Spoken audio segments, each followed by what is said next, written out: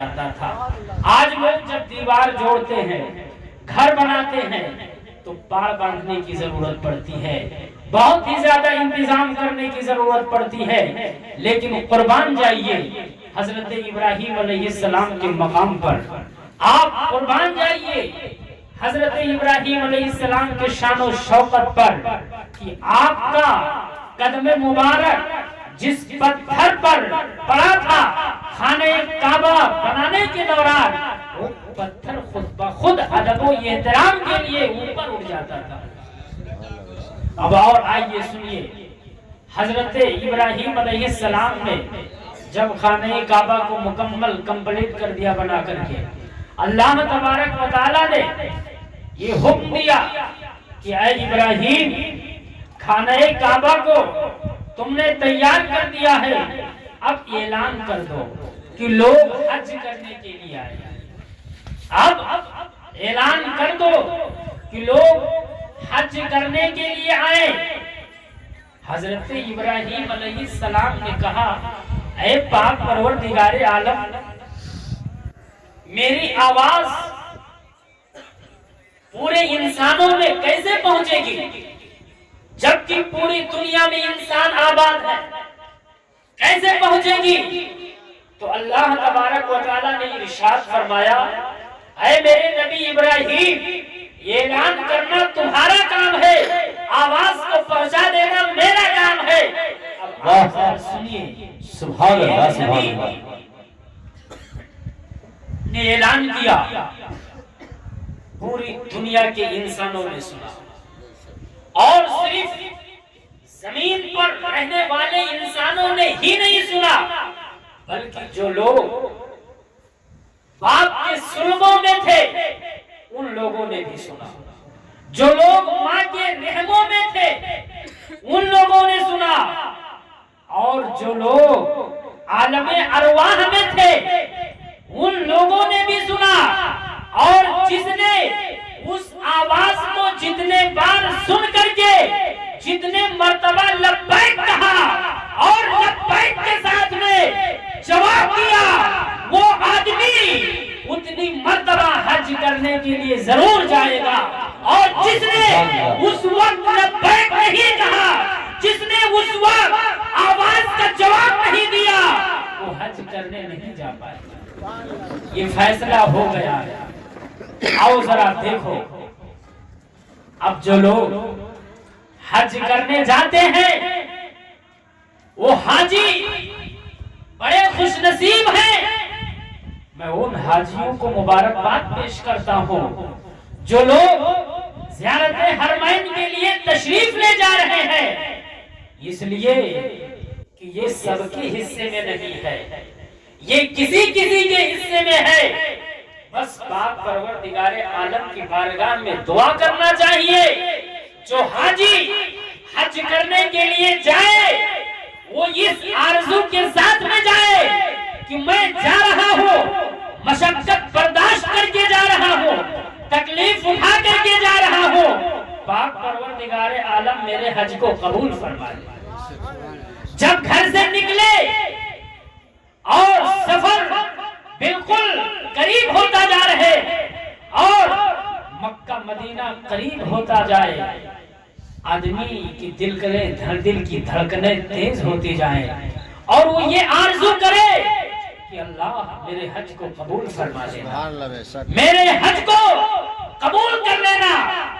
इसलिए कि इतनी मशक्कतें और अपना घर बार, बीवी बच्चों और सबको तेरे घर के लिए ही छोड़ के आ रहा हूं,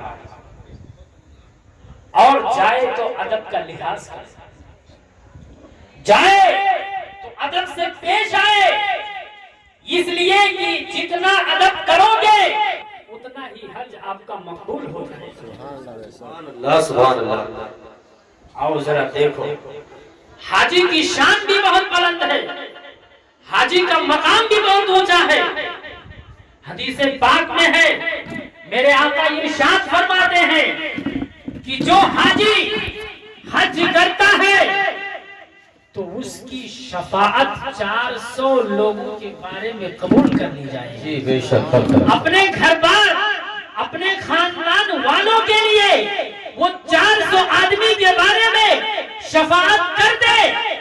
अल्लाह तबारक व तआला उसकी शफाअत कबूल कर लेगा। अब बताना ये चाहता हूँ कि जब ये आम हाजी हज कर ले, अरकाने हज अदा कर ले, तो उसकी शफाअत 400 लोगों के बारे में कबूल हो जाए, तो फिर जो नबियों का नबी हो, रसूलों का रसूल हो, उसकी शफाअत का आलम क्या है, जिनके बारे में आला हजरत इरशाद फरमाते हैं, पेशे हम मुस्ता शफाअत का सुनाते जाएंगे और आते जाएंगे, हमको हंसाते जाएंगे और उसे देती है खुदा ने दामन महबूब को, जुर्म खोलते जाएंगे, आका छुपाते जाएंगे। नारे तकबीर, नारे रिसालत, अज़मते मुस्तफा, मसलके आला हजरत वल माए अहले सुन्नत, नारे तकबीर, नारे रिसालत। हजरात, हज का मकाम बहुत बुलंद है। हज के कुछ अरकान भी हैं।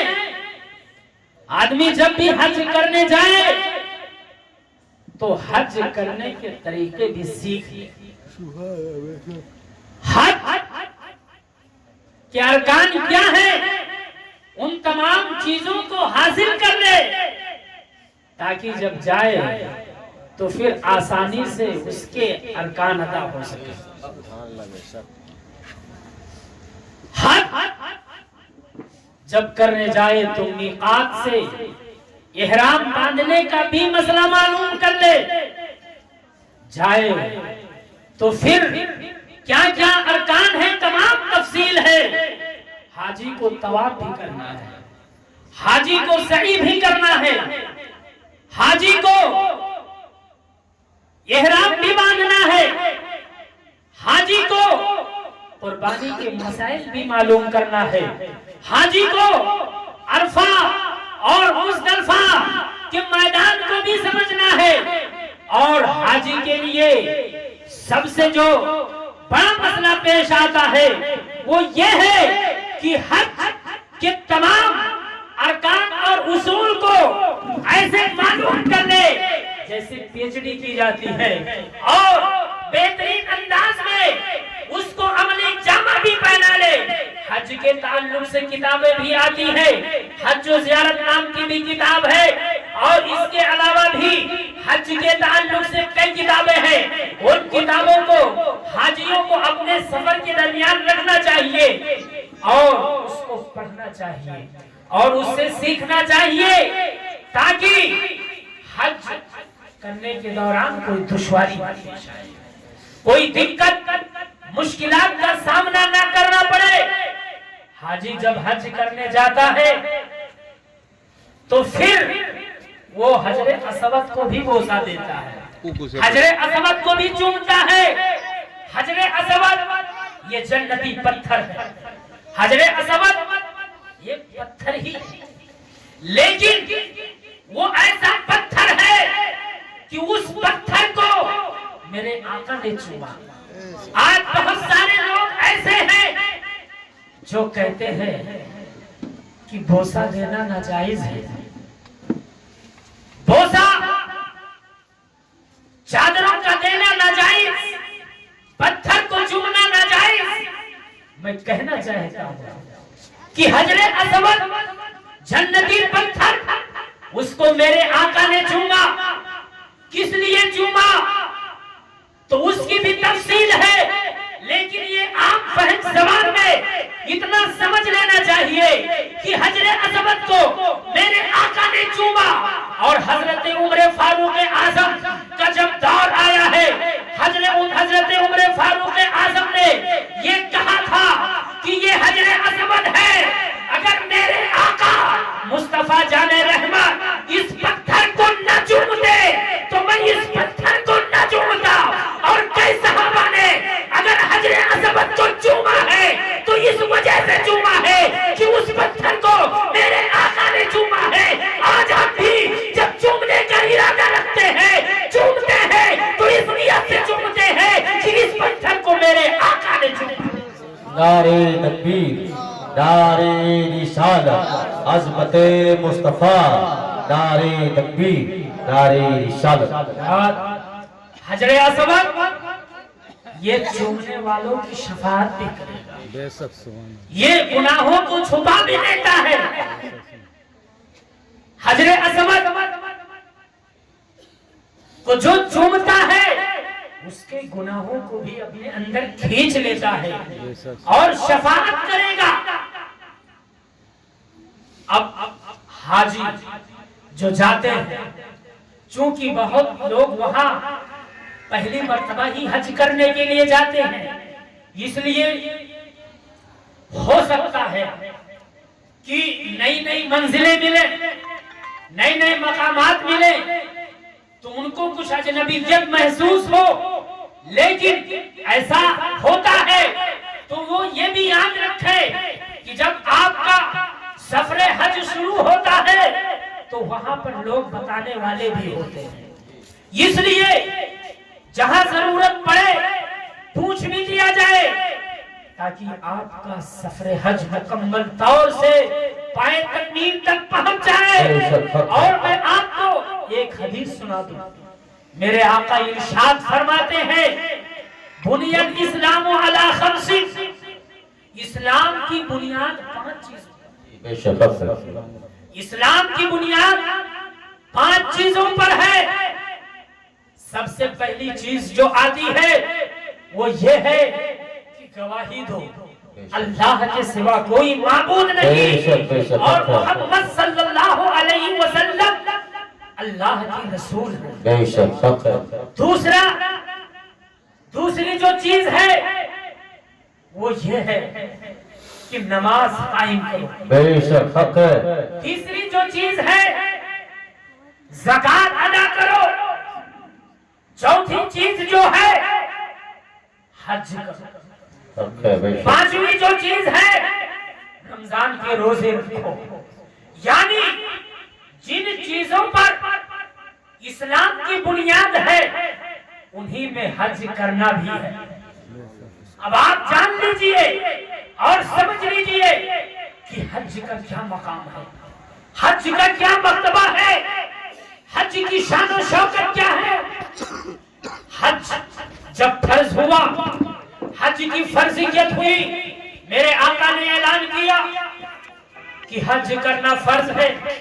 मेरे आका के एक सहाबी जिनका नाम अकरा बिन हाबिस था, वो खड़े हो जाते हैं और अर्ज करते हैं, या रसूल अल्लाह, क्या हज करना हर साल फर्ज है? मेरे आका से उन्होंने 3 मर्तबा कहा, क्या हज करना हर साल फर्ज है?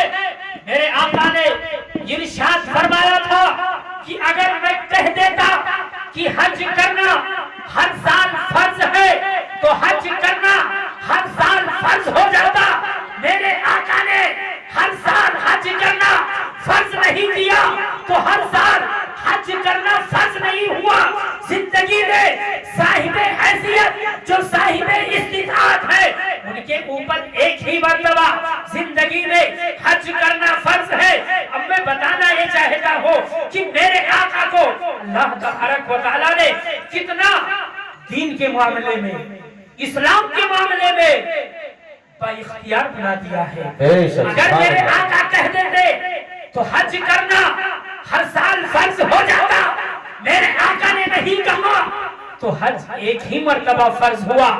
यही वजह है कि मेरे आका के बारे में इरशाद फरमाते हैं आला हजरत इमाम अहमद रजा के कौनैन है, वो पास कुछ रखते नहीं, के कौनैन है, वो पास कुछ रखते नहीं। दो जहां की नेमतें हैं उनके खाली हाथ, दो जहां की नेमतें हैं उनके खाली हाथ में। आओ जरा देखो मेरे आका सल्लल्लाहु ताला अलैहि वसल्लम का वो घर है, वो शहर है कि ना वैसा शहर है दुनिया। क्या कहने मेरे आका का वो मुकद्दस शहर कि जिससे किसी चीज की निस्बत हो जाए तो वो चीज भी अगर बेकद्र हो तो कद्र वाली बन जाती है। बेशक सुभान अल्लाह। वो चीज मामूली हो तो भारी बन जाती है, इज्जतदार बन जाती है। मेरे आका की बारगाह में बड़े बड़े ताजदार जाते हैं तो अदब से जाते हैं और मक्ते की हैसियत से जाते हैं। तभी तो मेरे आला हजरत इमाम अहमद रजा ने अपनी शायरी में ये नक्शा खींचा और जाने वालों को बताया कि उस गली का गधा हूं मैं जिसमें, उस गली का गधा हूं मैं जिसमें मांगते ताजदार फिरते हैं, मांगते ताजदार फिरते हैं। और मेरे आका का वो शहर है, मेरे आका का वो मज़ारे पाक है कि आला हजरत इरशाद फरमाते हैं, हाजियों आओ शहंशाह का रोजा देखो, हाजियों आओ शहंशाह का रोजा देखो। काबा तो देख चुके, काबे का काबा देखो, काबा तो देख चुके, काबे का काबा देखो। अब आओ जरा देखो काबा, कभी काबा हमारे आका जी बेशक काबे का काबा हमारे और आपके आका है। मेरे आका सल्लल्लाहु अलैहि वसल्लम जब पैदा हुए थे खाने काबा झुक गया था, बेशक सलाम भेज रहा था। आज दुनिया जाती है काबा के सामने झुक जाती है, लेकिन मेरे आका की वो जात है कि काबा मेरे आका के सामने झुक गया। बेशक सुभान अल्लाह सुभान अल्लाह सलाम पेश कर रहा था। भी तो आला हजरत ने कहा कि हाजियों आवो शहंशाह का रोजा देखो। बेशक काबा तो देख चुके, काबे का काबा देखो। जब कोई हाजी जाता है हज करने तो फिर हज कर लेता है तो वो ऐसे हो जाता है जैसे कि माँ के पेट से पैदा हुआ। हक है बेशक, यानी उसके गुनाह तमाम माफ कर दिए जाते हैं, उसके गुनाह तमाम मिटा दिए जाते हैं। और हाजी की ये भी शान है कि अगर कोई हाजी हज करने जाता है, हज के दौरान अगर इंतकाल कर जाता है तो फिर कयामत तक के जितने हाजी हज करने जाएंगे उन तमाम हाजियों के हज करने का सवाब उस मरने वाले हाजी को मिलता है। बेशक सुभान अल्लाह सुभान अल्लाह। ये हाजियों की शान है, ये उनका मकाम है। लेकिन हज जब भी किया जाए तो पाक कमाई से की जाए जी, हलाल कमाई से की जाए, इसलिए कि अल्लाह तबारक व तआला अपने फजलो करम से तमाम गुनाहों को माफ कर देता है। बेशक बेशक अपने हुकूक को तो माफ कर देता है, लेकिन अगर किसी ने किसी बंदे का हक गज़ब कर ले, किसी का हक ले ले, तो फिर उसका हक अल्लाह तबारक व तआला उस वक्त माफ करता है जब बंदा माफ करता है। बेशक इसलिए जो लोग हज करने जाते हैं पाक कमाई हलाल कमाई से हज करते हैं तो उनकी हज की कबूलियत की उम्मीद ज्यादा होती है। बेशक और माँ बाप जिनके भी हज करने जाते हैं सबकी ये आरज़ू रहती है कि हज कबूल हो जाए, हज मकबूल हो जाए। हज कबूल हर कोई चाहता है कि हो जाए, लेकिन एक ऐसी खिदमत है कि अगर आदमी खिदमत कर ले तो उसकी हज की कबूलियत में कोई शक नहीं होता। बेशक हक है। मेरे आका इरशाद फरमाते हैं कि अगर माँ बाप को कोई अपने माँ बाप के चेहरे को मोहब्बत की नजर से देखे तो उसे अल्लाह तबारक व तआला हज मकबूल का सवाब अता फरमाता है। बेशक सुभान अल्लाह, क्या कह रहे हैं, हक है। सहाबे किराम थे सहाबी थे, अर्ज करते हैं या रसूल अल्लाह, अगर कोई अपने माँ बाप को एक दिन में 100 मर्तबा देख ले तो क्या हर मर्तबा देखने के बदले में हज मकबूल का सवाब मिलेगा? तो मेरे आका इरशाद फरमाते हैं व इन नज़रा कुल्ला यौमा नियत, मेरे आका इरशाद फरमाते हैं कि अगर कोई हर दिन अपने माँ बाप के चेहरे को 100 मर्तबा देख ले तो अल्लाह तबारक व तआला उसे 100 मर्तबा हज मकबूल करने का सवाब अता फरमाए। बेशक, सुभान अल्लाह, सुभान अल्लाह। ये है माँ बाप के चेहरों की ज़ियारत। जो लोग हज नहीं करने जा पाते हैं, माँ बाप की खिदमत करें, उनकी ज़ियारत करें, उनकी इज्जत करें, उनकी खिदमत करें, इंशाअल्लाहुल अज़ीज़ उन्हें भी हज करने का सवाब मिल जाएगा। हज ये बहुत बड़ी नेमत है, बहुत बड़ी दौलत है। आज मुसलमान जो साहिब इस्तिताअत है वो हज करने से बहुत पीछे है। बहुत सारे लोगों के ज़हन में ये सवाल गूंजता रहता है। लोग पूछते हैं कि अगर बच्चे अभी ऐसे हो जिनकी शादी नहीं की है तो क्या माँ बाप हज करने जा सकते हैं? लोगों के ज़हन में सवाल रहता है कि हज करने नहीं जा सकते हैं, उनको हज नहीं करने जाना चाहिए।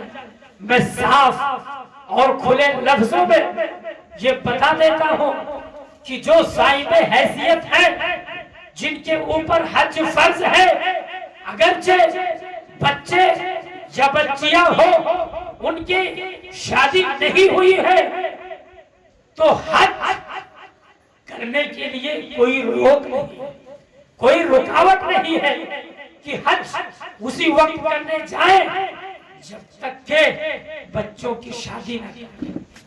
यानी हज फर्ज है तो हज करने चले जाओ, अगरचे आपके बच्चे और बच्चियों की शादी न हुई। इसलिए ये शादी करना ये हज के लिए कोई रुकावट नहीं। इसलिए ये मसला मैं बता देता हूँ कि हज करो, जितनी जल्दी हो सके। बुढ़ापा आ जाएगा, बदन में ताकत नहीं रहेगी तो सही करने में दिक्कत आएगी, चलने में दुश्वारी आएगी, और बदन में जब ताकत होती है तो फिर इबादत को भी कुव्वत मिलती है, इबादत में भी चाशिनी मिलती है, इबादत में भी लज्जत मिलती है। आदमी बूढ़ा हो जाता है तो मस्जिदों में देखा जाता है कि बैठ कर कुर्सी पर नमाज पढ़ता है, जबकि खड़े होकर के नमाज पढ़ना ये फर्ज होता है। हाँ, कोई मजबूर है, परेशान है, खड़ा नहीं हो सकता है तो वो आदमी बैठ करके नमाज पढ़ ले। लोग अपनी सेहत याबी में नमाजें नहीं पढ़ते, जब मरने के करीब आते हैं, पांव कब्र में लटक जाते हैं, तब उन्हें हज का ख्याल आता है, नमाजों का ख्याल आता है, रोजों का ख्याल आता है, इबादतों का ख्याल आता है। ये ख्याल आदमी की कम फहमी का सबूत है। इसलिए ये भी आदमी को सोचना चाहिए और नमाज हज में जल्दी करना चाहिए। जैसे हज फर्ज हो जाए, हज की जल्दी तैयारी कर लेनी चाहिए ताकि उसका हज सही मानों में उसकी ताकत के साथ अदा हो जाए। अल्लाह की बारगाह में दुआ है कि जो हज हमारे हाजी साहब करने के लिए जा रहे हैं, अल्लाह तबारक व तआला इनके हज को कबूल और हज के तमाम मसाइल से भी इनकी मदद फरमाए और इनके सफर को आसान फरमाए। तमाम आफात अर्दी व समावी से महफूज और हम सब लोगों को भी हज करने की तौफीक अता फरमाए। अस्तगफिरुल्लाह रब्बी मिन कुल्लि ज़ंबि व अतूबु इलैह व मा अलैना इल्लल बलाग। अस्सलामु अलैकुम व रहमतुल्लाहि व बरकातुहू।